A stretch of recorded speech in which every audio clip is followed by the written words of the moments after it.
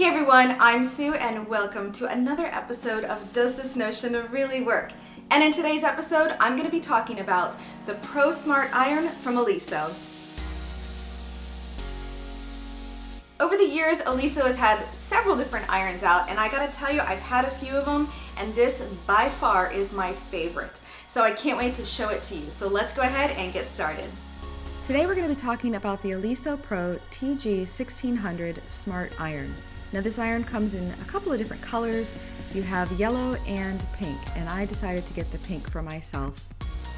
Remove everything out of the box, but hold on to that manual because there's some really good stuff in there. Today I'm going to cover almost all of it in this review. And make sure you keep the filling cup. Remove everything out of the box, disregard it, and now let's take a look at the iron itself. On the front of the iron sole plate, you can just remove that little protection guide. And you could just remove the water and tank sticker. We're going to cover exactly how to fill the water up. This is your spray nozzle, and this is the detailer tip, which is great for when you're going over the tip of materials. I really like the sole plate on this iron. It's nice and big, but has that nice pointed tip to it. The primary feature on this smart iron are the scorch guards. There's one there and this pink thing at the bottom. That's actually what lifts the iron up, which we'll discuss in detail later.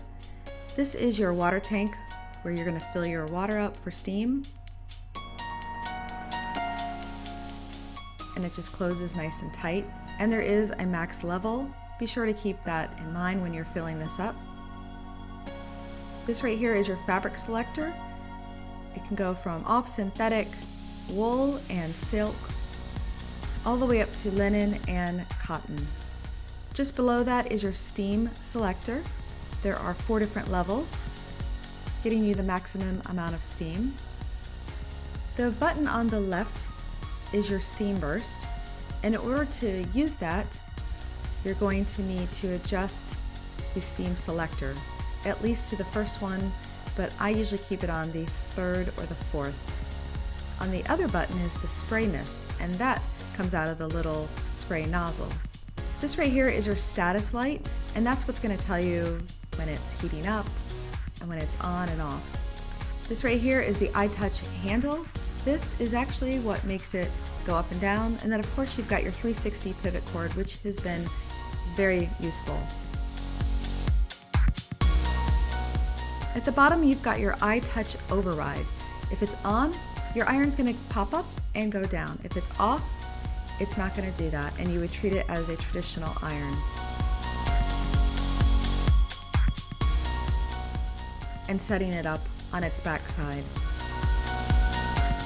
When you're ready to fill your water up, you're going to use the water filler, and I found that I needed to fill that up twice in order to get it to its maximum level.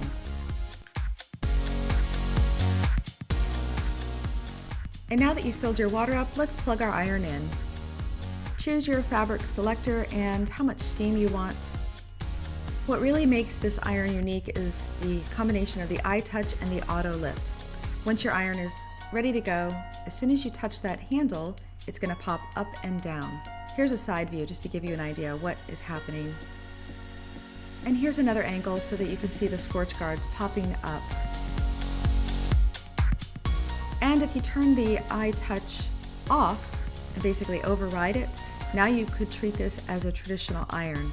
But just keep in mind that you've done that, because now it's not going to pop up and down. To get the most steam, choose the linen cotton on the fabric selector and make sure that the steam is all the way to the highest option. Use the steam burst button. And if your iron is horizontal, it'll steam. If it's vertical, it'll steam. And of course, you can also use the spray mist as an option as well. And thanks to the iTouch system, your Oliso Pro TG1600 does have an auto shut-off system. After 30 minutes, it will shut off if it's horizontal or vertical, and if it's knocked over, it'll shut off after 30 seconds. If you don't have the iTouch system set up and it's in the off position, it'll shut off after 3 minutes. When you're finished ironing, you need to store your iron properly. Turn the fabric selector to the off button, unplug your iron, and make sure that you allow it enough time to cool before storing. And also it's a good idea to empty out the water after each use. It's really simple. Just open up that little flip funnel, tilt the iron into your sink, and empty it out. And best of all, you can just wrap your power cord around the iron after it's cooled down, of course, and just wrap it nice and loosely, as you see I've done here. And where I store my iron when I'm all finished is either one of two places, either my June Taylor cut and press, as you've kind of seen here, or my So Hot iron rest from It's So Emma. So what did you think of that? I'd love to hear what you think in the comments below, and don't forget to give me a thumbs up. And of course, subscribe to my YouTube channel. You can also join my weekly newsletter and follow me on Instagram. And best of all, you can join in on the fun over at my Facebook fan club, Suavery Designs Fan Club. And you can follow me everywhere at Suavery Designs. And until I see you next time, I hope you have a creative day. Bye-bye. If you haven't already, be sure to subscribe below. And don't forget, you can also follow me on Instagram, Pinterest, and Facebook. Have a creative day. Bye-bye.